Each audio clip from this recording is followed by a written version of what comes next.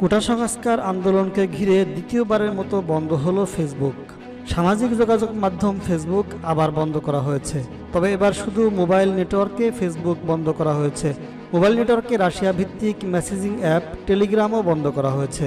কোটা সংস্কার আন্দোলনকে কেন্দ্র করে সহিংসতা শুরু হলে গত 17 জুলাই রাত থেকে 31 জুলাই দুপুর পর্যন্ত মেটার platform Facebook, Messenger, WhatsApp, Instagram বন্ধ ছিল। 31 জুলাই বেলা 2টার পর তা চালু হয়।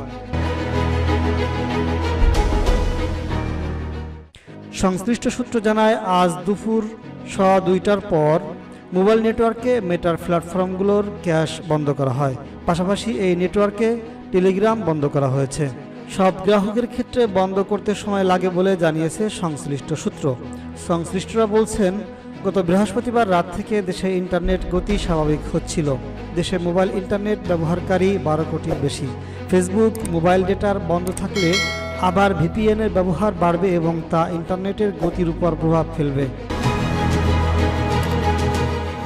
17 জুলাই রাত থেকে মোবাইল ইন্টারনেট এবং 18 জুলাই রাতে ব্রডব্যান্ড ইন্টারনেট বন্ধ হয়ে যায়।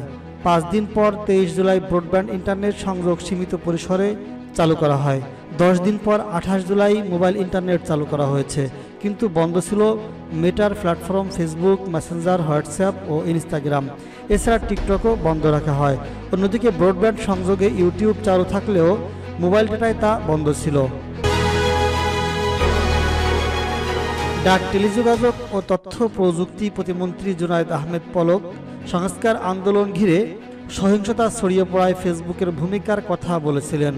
ঘটনার ব্যাখ্যা চেয়ে এসব প্ল্যাটফর্মের কাছে চিঠি দিয়েছিলেন।